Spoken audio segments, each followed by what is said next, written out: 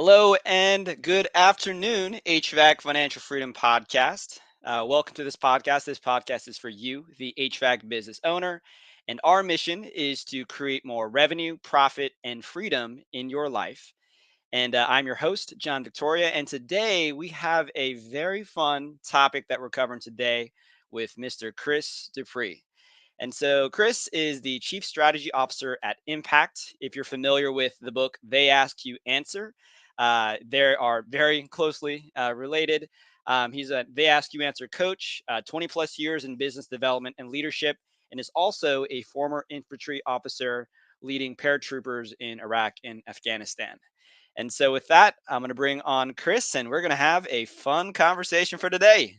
Welcome, Chris. Hey, how are you? I'm good. I'm good. Good. Let's do it. Awesome. So, I think that maybe the first place that we could start, which would be fun, is a lot of our audience is in the HVAC industry, Mhm. and the specific strategy that you're going to go over, it can produce some really awesome results. And Yeah. so, me and you talked about fire and ice beforehand, and would love to just maybe talk about them, and then we can talk about the strategy we implemented. But maybe we could talk about the results first of what Yeah. this can do for a company. Yeah. So Fire and Ice is a company like y'all in the Columbus, Ohio area. And we worked with them little over probably 12 to 18 months implementing the Ask You Answer. And the two biggest things that I think jump out at me, right, are their organic monthly traffic. So people not looking for fire and ice, but people saying, I've got a problem with my air conditioner. I need help with, my temperature control, whatever it was. 150,000 sessions per month of people Jesus. Googling things and landing on Fire and Ice's website, right? So that led to over $1 million of attributable revenue to their book of business. So not paid ads, not not going to shows, literally answering the questions that their customers and buyers had, which then generated this swell of humans Googling stuff, finding them, and then doing work with them. And Wow. so, I mean, $1 million in attributable revenue from literally answering questions That's seems like a crazy. no-brainer. Yes, and also some I remember some of the context as well. This was the start of pandemic, right? I think it was start of Yeah, 2020. it was right around COVID hitting, and they read They Ask You Answer. I think they might have seen Marcus speak, Hmm. and they started working with us in a coaching engagement. And they hired a content manager. They hired a videographer. They built out a video studio, right? They've got a whole marketing team that got created because of the success they were having. Yes. And so now they're creating 3+ articles a week. They're producing tons and tons of video. Wow. And likely people that are searching or having issues with their HVAC are finding Fire and Ice no matter where they are. And they've become that trusted voice in this community that's helping people understand how to buy services, what they actually need, and it's led to them having a bunch of financial success from a marketing and sales initiative. That's awesome. And one thing I'll highlight because I do run a marketing agency, and I say the problem with the marketing industry is that we will work with clients or work with partners, and you don't see these necessarily always see these types of results. And they can always replicate the type of result that was produced at Fire and Ice. And so I think later on in the podcast, what we'll talk about is the exact strategy. But there Mhm. is, even though I have incentive to be like, hey, go for a marketing, like I think there's huge benefits to taking your marketing in-house, like Chris is talking about. And so, but before we hop into that, maybe we can talk about some of the problems. So, the first one I'll definitely mention is, if you are working with a marketing company, let's say an SEO agency, you'll see the kind of content that's put out. It's like written by someone overseas. It's Mhm, like it's mhm. just content written to rank, but not necessarily to convert. And so that's some of the problems that we see, and it doesn't actually turn into legit business for that Yeah. company. What are some of the other problems that you see that Well, other people face when it comes to their marketing? yeah. So I mean that's a loaded question, right? But let's stick with content for right now. We'll start there because we're at like this really cool moment in the world where we should all be starting to worry that we're going to be looking to the future to see like John Connor or somebody come back, to make sure Skynet doesn't take us over. But you know, whether it's AI and what AI can do today from a chat GPT or any other tools that can write content to the content shops that just publish stuff to rank, all of it lacks one key element, right? Our story and our humanity as a business. And so the biggest thing that we see is if you outsource your content creation to anyone that doesn't work in your organization, it's never going to feel like you. Mm, And so somebody might read something and maybe you get lucky and they actually do convert, but then they talk to you and you don't sound like what they read. That's a mm, huge problem, right? And so it's easier, right? It is easier to hire somebody else to do the writing for you. It's easier to go to Chat GPT and type in um, what does a new air conditioning unit cost, and mm, it'll write you an article about that. But it's not going to have the feel that you need, right? It's like if you think of those like really simple weight loss like things that they talk about. It's like, hey, take these pills or strap these electrode things to your stomach, and you just turn it on, and you're going to get skinny and be healthy. We all know that that's a bunch of crap, right? We know that the only way to be physically fit and healthy is to eat right and go to the gym or exercise in some form or fashion, right? Or mhm, just have great genetics. But there's no magic pill that we can take. The same is true with our marketing. So anybody that sits there and says, we'll do this for you and we're going to get you all these results. If it sounds like it's too easy, it's likely too easy, which means that it's mm. likely not going to work. And so taking it in house is scary and difficult, but it's really easy when you have the right strategy and when you go get taught how to do it, right? Because that's the thing is that no outside agency can know what you do to the level that your team can. And Mm, so when we think of whether it's in this industry or other industries, some great marketer that doesn't work in your company is never going to know how Bob's HVAC does things to the level that you do as the owner or you do mm. as the director of operations or the head of sales or whatever that might be. And so that's the number one mistake, right? We have no context, we have no feel to our content. And when we think about it, when we're reading something, we know if it's like I just Yeah. think of when I read books. If I'm like 5 pages in and I'm struggling, I stop reading the book. Mhm. Think about web pages and blog articles. You don't get 5 pages in, you get like 2 paragraphs. And if you're like, ugh, this is really hard to read, you hit the back button and you Mhm. find the next article, the next website.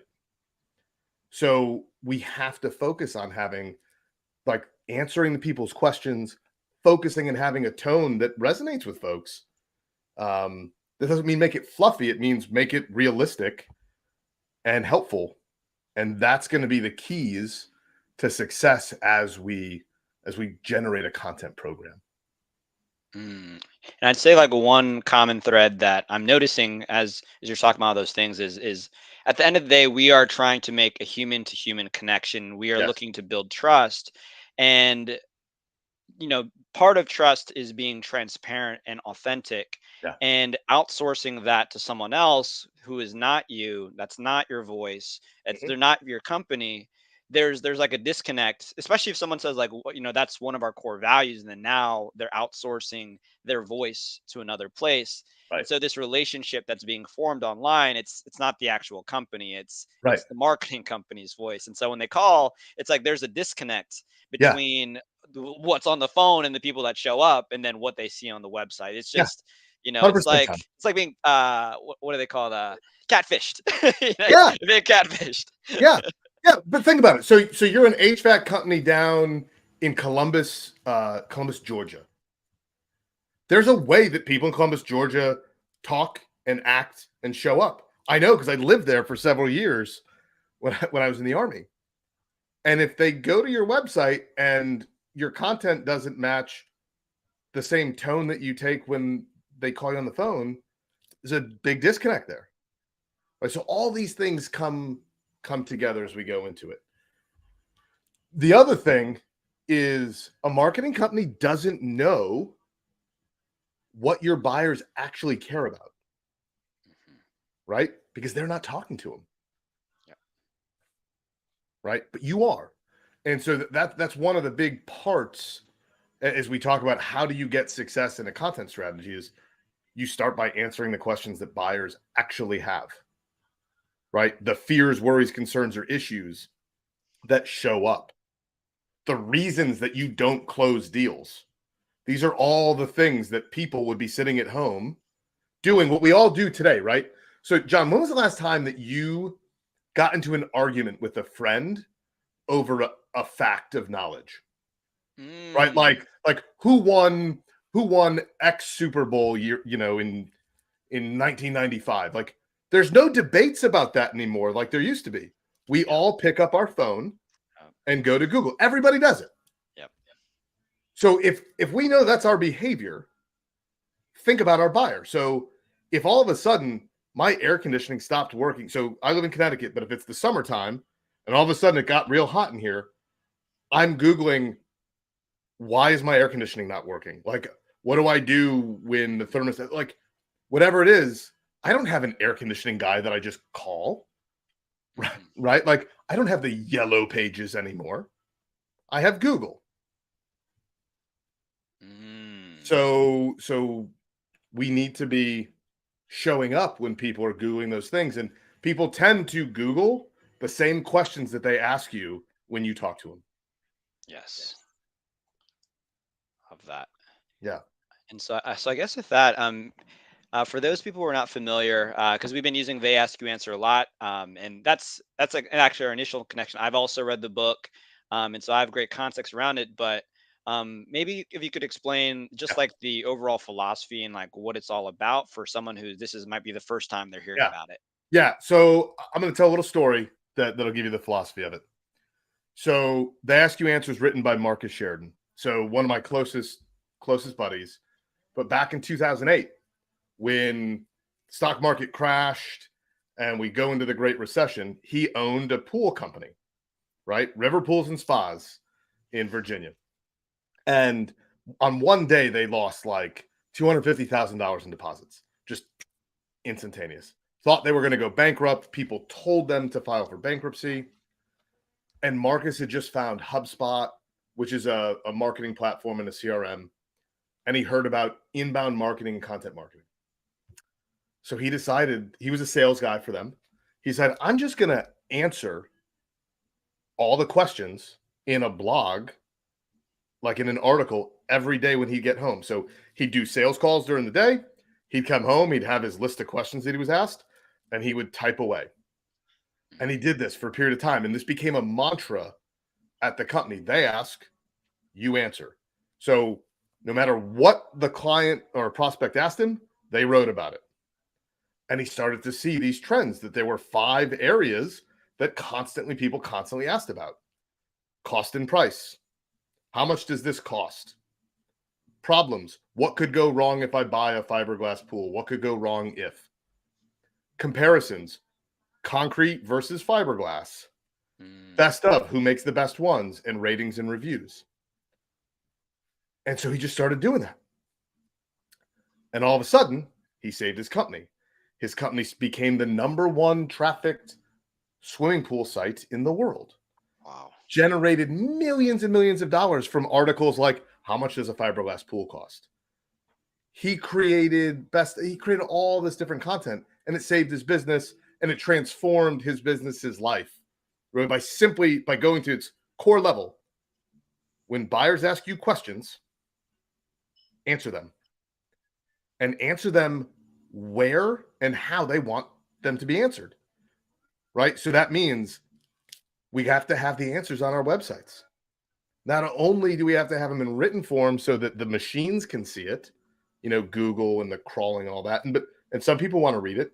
We got to answer it in video too. YouTube is the second largest search engine. So we should have all these articles also answered in video. And that started this They Ask You Answer movement, really, that we're talking about, which is we as consumers want the answers to our questions immediately. There is no more if you think about buying a TV, nobody on this call or nobody that's watching this or listening to this likely walked into Best Buy, talked to the 20-year-old kid that's working in the electronics section and said, so tell me everything I need to know about this TV versus that TV versus that TV. Maybe 1 in 100 do that today. Okay. But when I was a kid in the mid-90s, that's exactly what my father did when we went and got a new TV, because I think it was Circuit City at the time, right? Mm-hmm. Because there was no real internet that answered any questions. So we got the flyer in the newspaper that was delivered, and then you went and you were at the whim of the salesperson. Yep.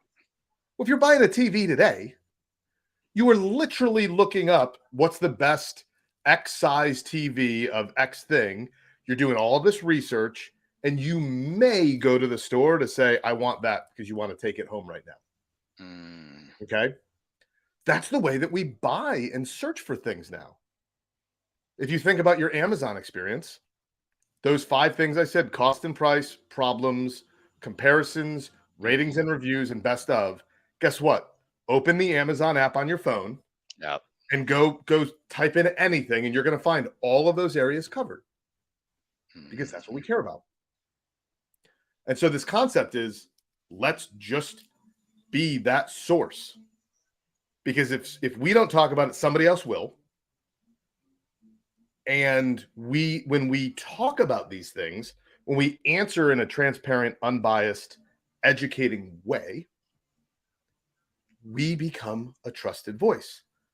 And John, when we think about buying stuff, especially for our homes, right? So the place that is your sanctuary, your spot, right? Before you're going to give somebody any money to do any work at your house, what emotion do you have to feel, John? I'd feel some anxiety, potentially, am I going to make the right decision with what I purchase? So you're going to feel that stuff, but then to make the decision and pull the trigger, there's a way that you're going to feel about that company or about the salesperson or the service provider, right? Yep. Trust. Trust. Yeah. Yep. You got and so this whole They Ask You Answer philosophy is, let's build trust with folks, and let's do it by obsessing over our buyer. The tactical pieces are simple, but if we can agree that anything that we get asked, we're going to answer, no matter how difficult a question it is, that's how we're going to win. Because that's what we want. We don't want an article that's all fluffy, right? Especially when we're trying to buy something, we want the answers to the things we actually what's going to go wrong with it. Nobody searches what's going to go right if I buy a Ford Mustang. Everybody searches what are the potential problems when buying a Ford Mustang. Yeah. Right. So it's just if you got to upgrade your HVAC system, what are the problems that could, there's problems inherent with doing that. There's problems inherent with all the different things that we do, no matter what service or product we provide. Instead of hiding it and hoping and praying that nobody actually asks us the question, Let's just tell them. Boom. This is our big white elephant. Yep, it's a big white elephant. Here's how we solve for it. But it's here. Just know it. It is what it is. Wow. Love that. So it's really different than the way I've seen some people in their sales philosophy, which is, you have to like weave things in a certain way, say these certain words so that you can trigger these things in people's minds, and then boom, now you have the sale. But this is more so, let's actually educate. Let's Yeah. actually provide genuine answers and be helpful. Yeah. And because of that help and because of that trust, now the sale is a lot easier versus like trying to come up with these sales Yeah. tricks to Yeah. convince someone. Well, because everybody knows that it's a trick, right? So that's first and foremost. But here's the thing. There's been studies, and I think it's I'm gonna forget the attribution on this, but people are 80% through their buying decision before they reach out to most organizations. Mhm. Okay. So do we want, just me saying this, I would like to be the person that educated them about that 80%, right? Mm. But that's the thing. And so we do all of this work. So then they come into our sales process. We know, if we have the right tools set up on our websites, we can see what they looked at. We can assign them more content that can help us in the sales process. Mm. And then it makes selling more like we're helping them make the right choice than we're trying to pressure somebody into a decision. Right? There's a very, very funny story in the book where Marcus had a sales lead and the person had read 350 or something pages of the website. And he was like, what am I walking into? And then he noticed that somebody with the same last name had read 200 something pages of the website. So now he's like, what is going on? Well, he gets there. It's a brain surgeon and his wife. And they had a spreadsheet that had every feature, everything that they wanted, because they had educated themselves fully on what they needed for an in-ground fiberglass pool. The only thing they needed was, okay, we know that the price is going to be within this range. Give us the actual price so we can sign and get going. Wow. All Marcus had to do that day was not screw up the sale. Right? Now, that's an outlier. But he found, for him as a swimming pool company, if somebody read 30 pages of his website, he had an 80% close rate. Wow. Right.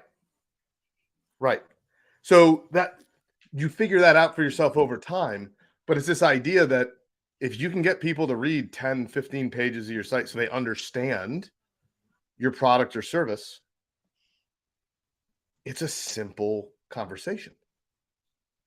They're educated, they're ready. They've self-selected them, you will stop talking to people that are just kicking tires if you educate them right. You'll talk to people that are ready to buy when you leverage the tools and they ask you answer. Got it. So it Yeah. sounds like this is more than just like a lead generation thing where you capture leads from search engines, but Yeah. also it turns your website in a way to a 24/7 salesperson Right. Yeah. where you're answering all of the questions that someone asked you over the phone or in person, and now you're kind of breaking those objections down on the website, and by the time they call you, they're already sold, or They're 80% at of the least, way there. yeah. So John, it's funny. I like the way that you phrase that. So we at Impact, we say that the Ask You Answer is a sales initiative, Mm. right? Fueled by marketing. So the idea is that marketing is going to have likely your content manager, your videographer, but the people that talk to buyers, your sales team. So we've got to actually align those two, because the sales folks are the ones that are handling objections, fears, worries, concerns, issues, the questions are being asked.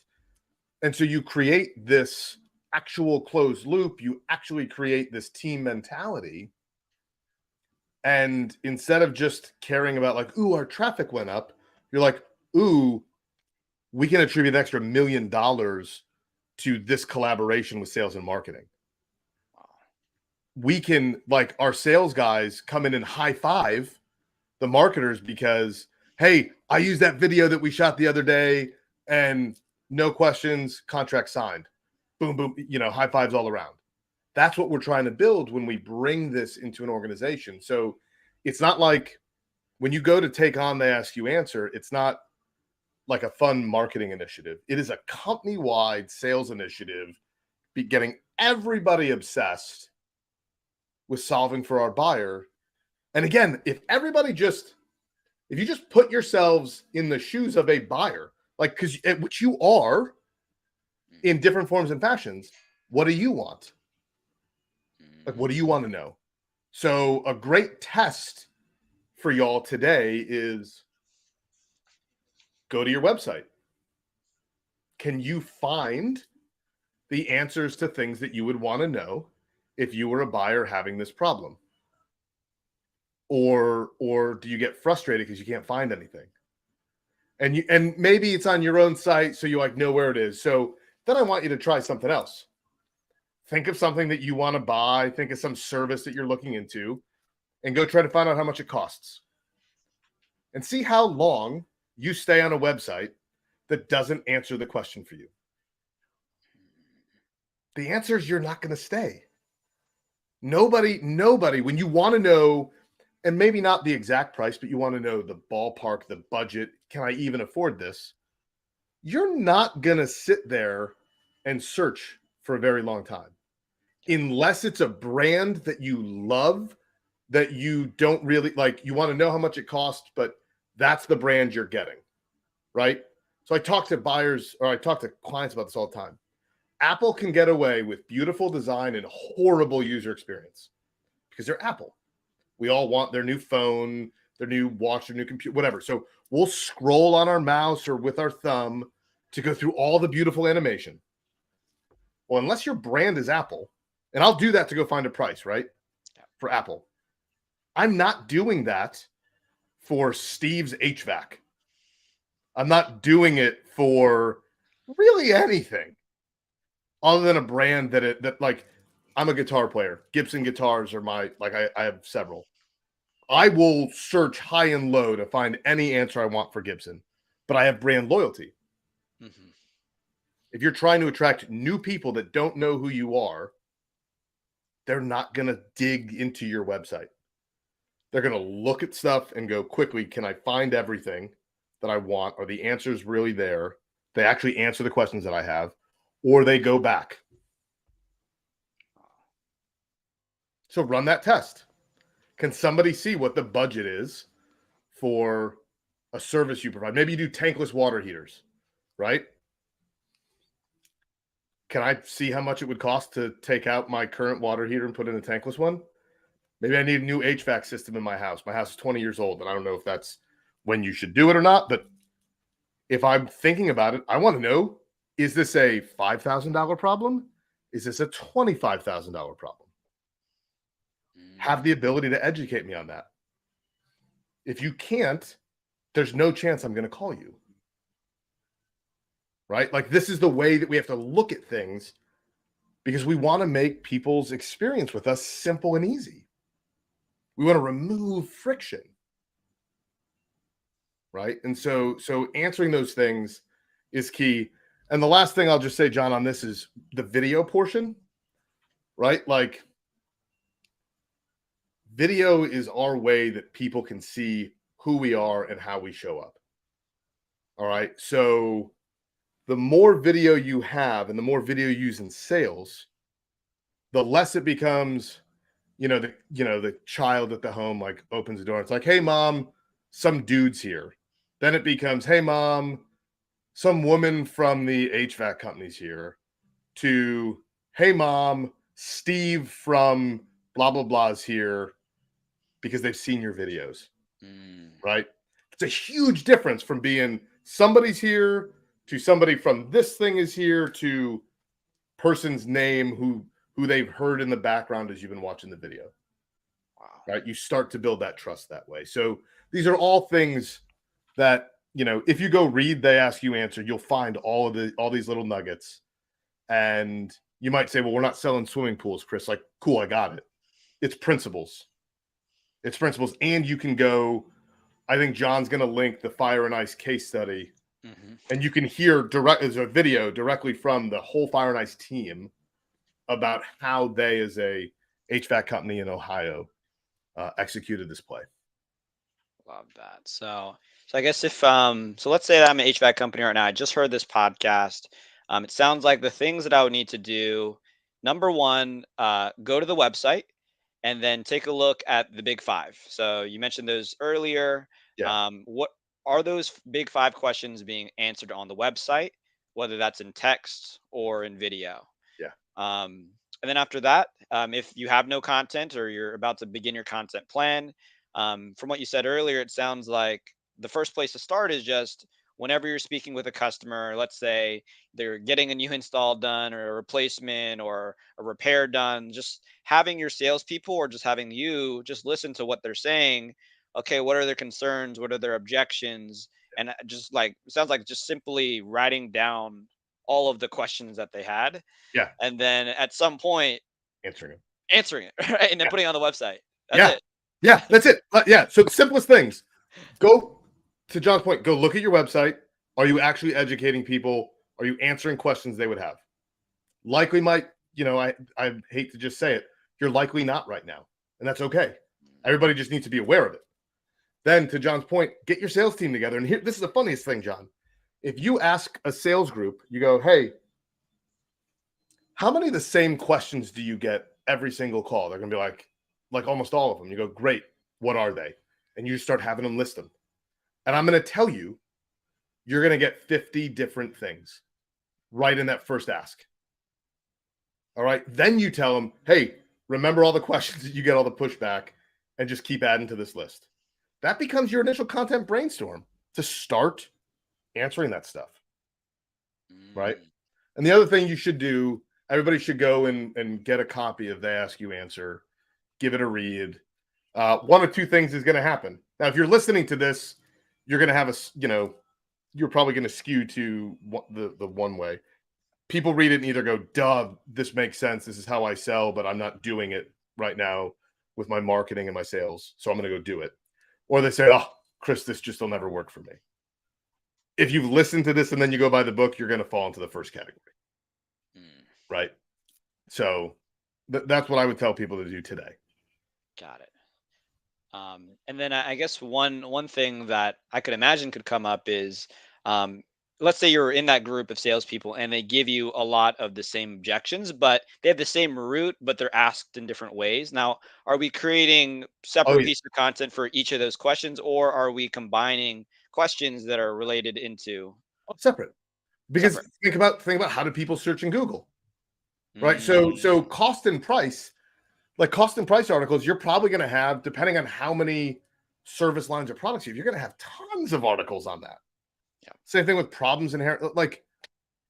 And so everybody, we have become so customized with our search, right? When you think about you add in for me at the, Google even adds it in for you. Like, what are the best restaurants to go for me or near me or whatever? So we are naturally searching like that. So if somebody asks you a very specific question, we likely want to write the answer to that very specific question, even if it's adjacent to something else. Now, I wouldn't write them back to back, right? Yeah. But it's still, it's this,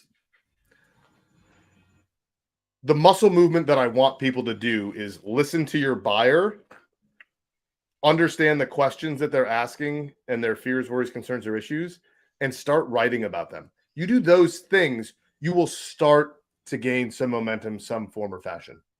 Yep. You read the book, you're going to get a little bit farther, and then there's resources. We'll have links to some stuff that John will populate. And I'll probably at the end of this tell you about a couple other things that you could do, but it's that simple to get started.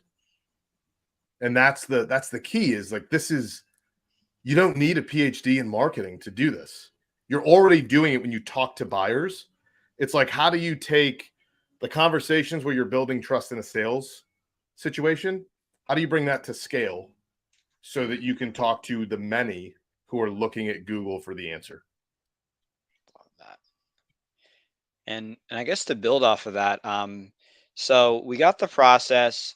I could see someone wondering about like how like I don't have the time to do this, or like I'm not a writer, like I don't do videos. I like that's just not my thing. Yeah, And I think you touched on this earlier with the in-house versus an yeah, external marketing team. So how if someone wanted to begin to increase their output, but they had all these things that they I yeah, don't want to do it. Like how I'm yeah, trying to be a business owner. I'm trying, yeah, yeah, why yeah. am I now content? So Yeah. how do we address some of So, those feelings?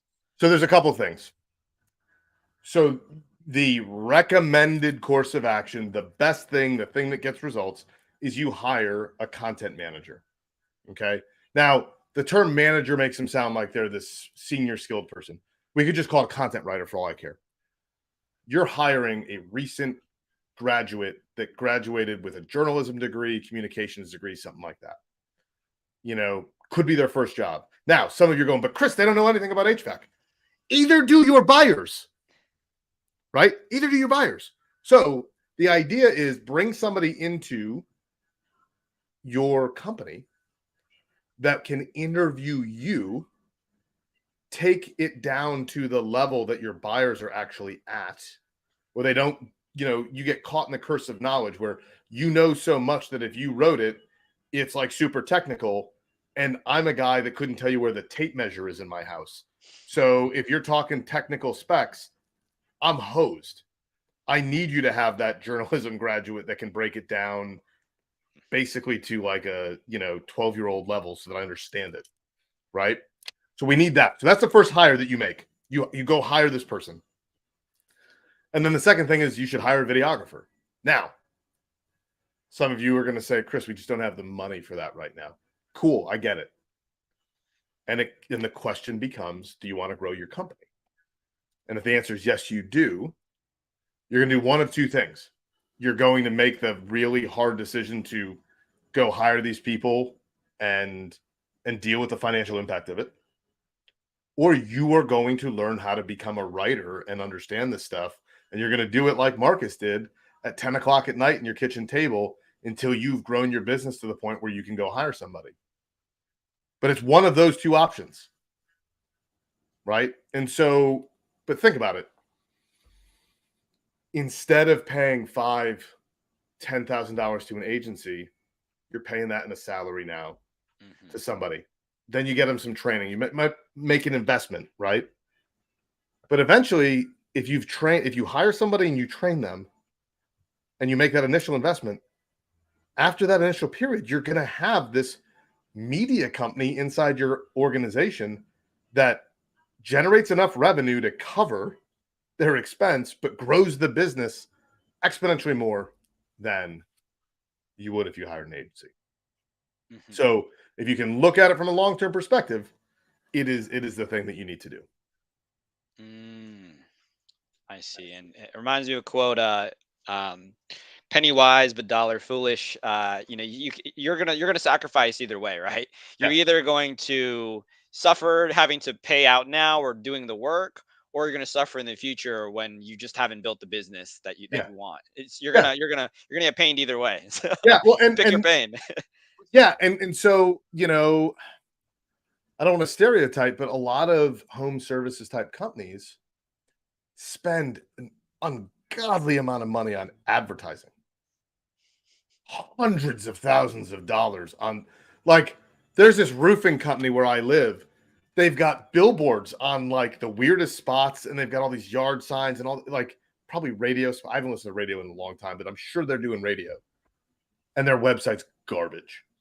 Mm, And it's like, you might get a couple impressions from that, but invest the money into where the buyers are. I'm a homeowner. Guess what I'm not doing? I'm not driving around being like, oh, I should go talk to them. No, I'm trying to understand what it's going to go into redoing my roof. Right. And and if we're making, again, I hate to stereotype HVAC companies, but it's like spending money on commercials for TV. mhm. I don't know the last time I watched a commercial. And I bet you that most people listening don't know the last time you watched a commercial, It's been a while. right?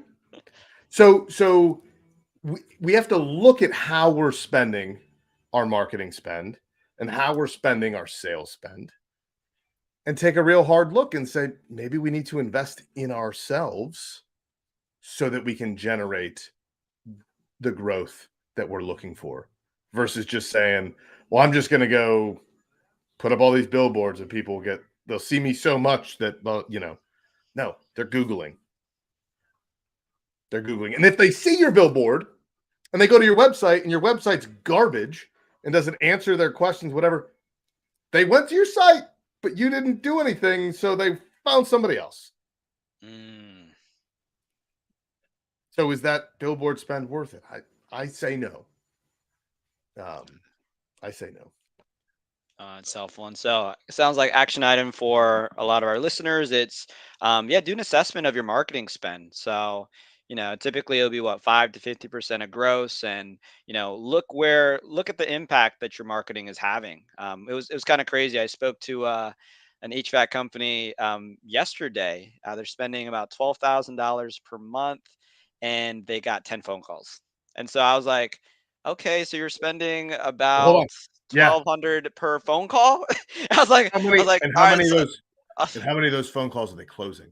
yeah, from what they were doing, like typically the conversion will be about 25% from call to close. So, really their cost per conversion is like 3 to 4K for, or let's say repair or replace, and they're not making much. And so, Yeah. um, so yeah, Yeah. so action item is, guys, like take a look at your marketing spend, look at how much you're spending for an acquisition or a new phone call or job, and figure out, are you spending it the right way? And what Chris is talking about is, if you're spending a lot on ads, it's a way to cut down your ad costs over time and position yourself. I think that's the biggest thing. It's being positioned as a trusted authority because you can solve problems for people. And with the demographic shift of more new homeowners are millennials and young folks who are googling things, that's just where things are headed. So the way things were done in the past may not work in the future, and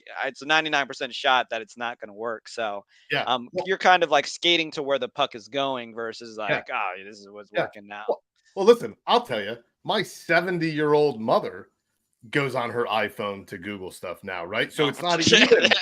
it's not even I mean so but so the difference is I type, they talk to their phone, right? Like, and I'm stereotyping, but that's what my mom does. Like, she Mhm. just asks the phone questions. But that's where everybody's going. And so Mhm. we can keep doing what we've been doing, or we can address the way that buyers have changed and meet them where they're at. And that's the choice that we have to make. Is like, do we want to grow? Yes, I want to grow. Cool. Are you willing to meet buyers where they're at? Some are going to say yes and some are going to say no. The ones that say yes are going to grow, and the ones that don't say yes, you might stay where you're at. Mhm. Amen But to that. somebody's going to go take your market share. Like, it's going to happen. Mm. And I think this is a natural jumping point. If is there anything you want to talk about the ASU answer? Because next I want to shift into some mindset stuff because I think Yeah. this is a natural jumping point. Well, so here's what I'll say. The last thing on the Ask Me Answer. So if folks want to learn more about this stuff, impactplus.com has everything on the Ask You Answer. And then we have a show, But We're Different Live. It's a weekly show, starts the 16th. John's going to put a link to it, but it's a coach like me talking about the topics that we're seeing as we talk with our clients and taking questions from people. So it's unlike a podcast, it's a live Zoom meeting. You go to our site, sign up for it, and that's the thing. And everything you want to know about Impact, or excuse me, everything you want to know about the Ask You Answer, you can find on impactplus.com. Mm.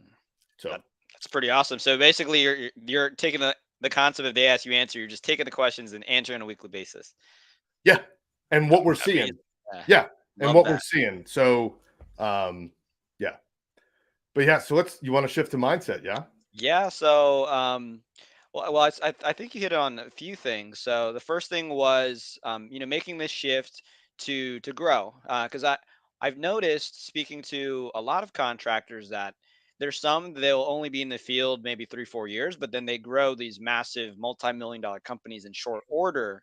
But then there's other people that I speak to, they've been in business 20 years, they never cracked $1 million in annual revenue, and they're Mhm. just stuck and they're just not cracking through. So I guess my first question, because they ask you answer seems to break companies past things, like how, like what is that mental shift, that what is that mental difference? Because it's so weird. It's not time in the field. There's something else that's happening where people are able to skyrocket even though, they're not Yeah. necessarily as experienced. Well, so I think it comes down to the thing we already said. Like, are you willing to meet the buyers where they're at and answer the tough questions? Right. So the folks that sort of walk into it unafraid and say, like, listen, this is it. And I'm just gonna say it all and put it out there.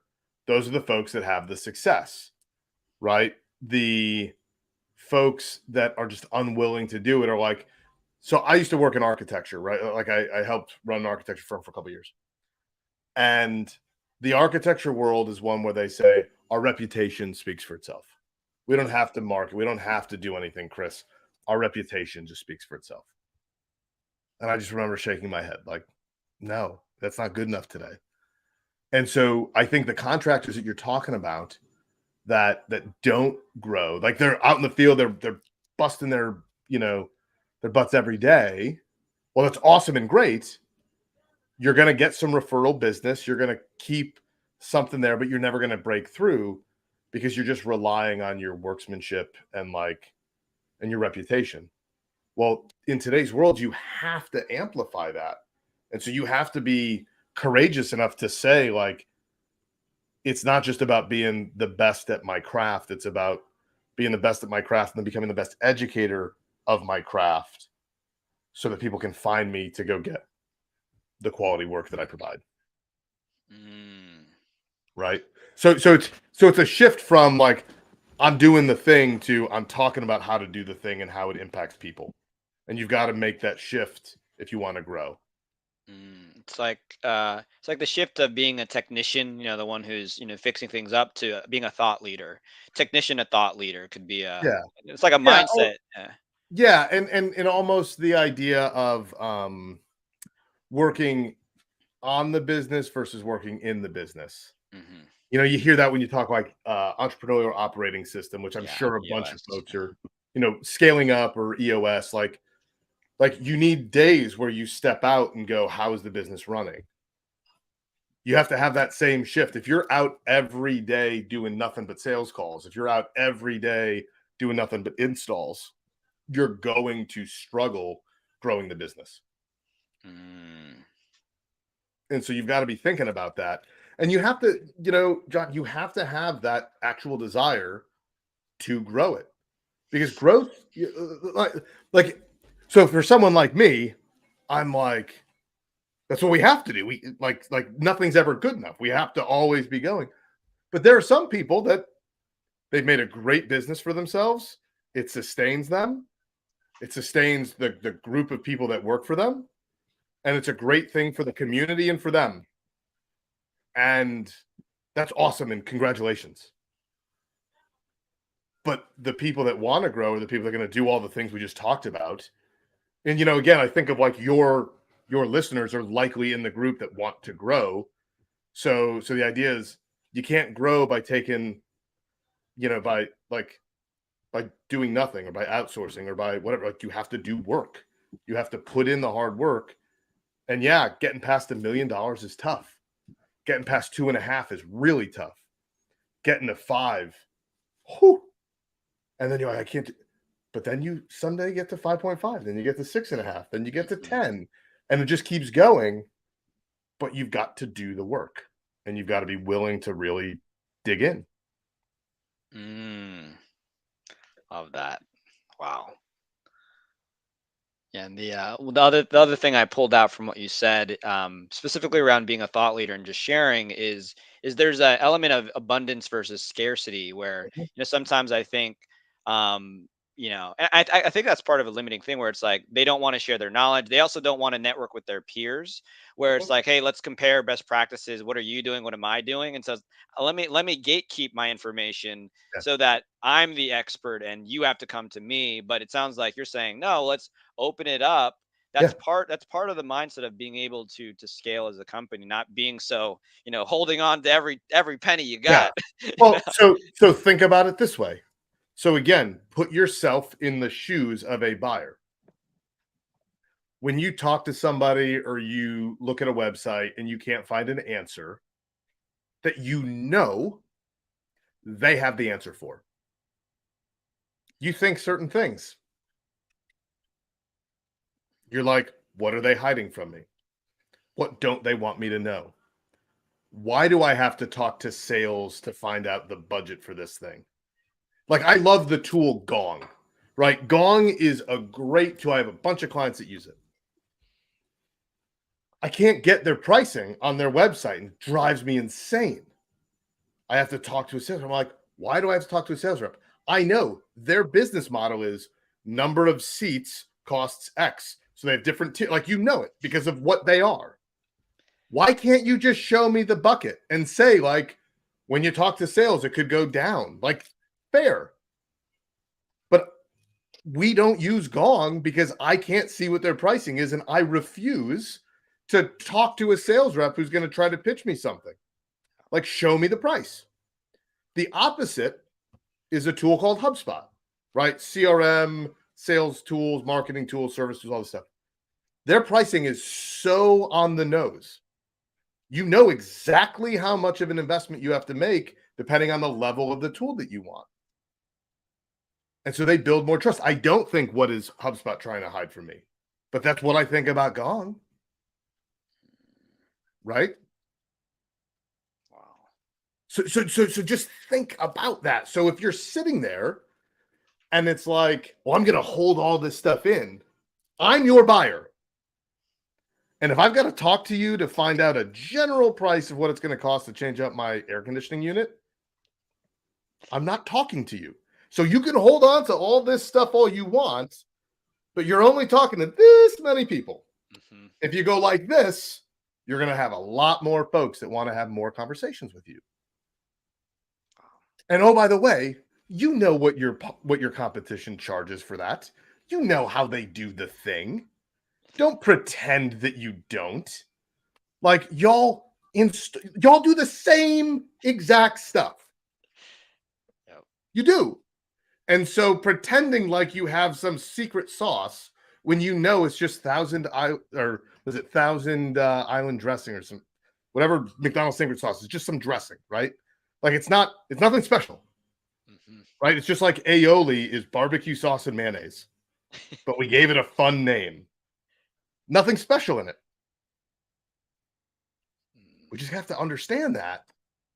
And when we can make that mindset shift to, there's plenty of business out there.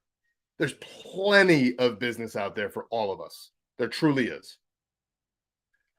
And especially if we're going to be willing to help educate buyers through a process, if we're going to be willing to build relationships, build on trust that aren't pushy, that are like, hey, here's the information.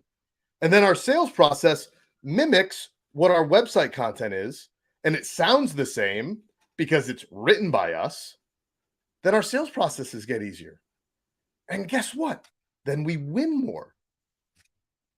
Like, these are the things that naturally, like nobody sitting here is going to say, like, well, I don't want people to feel comfortable before they meet me and then feel even more. Like, everybody wants that. And so we are our own self-limiters when it comes to growth and when it comes to how we interact with our buyers. Like, we put up the friction points by not talking about cost and price, by not talking about the things that could go wrong, by not talking about our competitors. Because I'll guarantee you, let's say that you sell one version of an air conditioning unit, and people know that there's more than one. They're literally going to type in this version versus that version. Mm-hmm. And if you don't talk about it in an unbiased way, you are likely going to lose them. these are the things. So you have to have this open mind to be able to do this stuff if you want to grow. But if you stick to the, oh, I've got all the info, nobody else has it. I'll tell you something. Artificial intelligence has it, Yeah. right? Like it's there. And somebody's going to be writing about it. And so I'm going to find my answer somewhere else if you don't do it.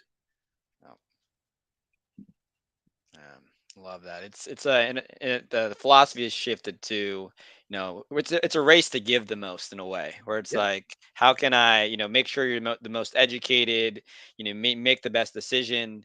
And I was a part of BNI for a number of years, and I love the philosophy of givers gain, and I really do think they ask you answer is a great embodiment of that generosity and openness. And I think that, just because you put out this piece of content, you don't know how it's going to come back to you, but it does, right? Through the Yeah. search engines, through the trust, it's the goodwill, and then the referral network that's built from there. And so Yeah. I love the strategy. Awesome. Awesome. Awesome. So I think so we're closing in on the hour. I want to make sure you had some time to just talk about next steps. So I think first thing you mentioned was read the book. Yeah. I think that's a key thing.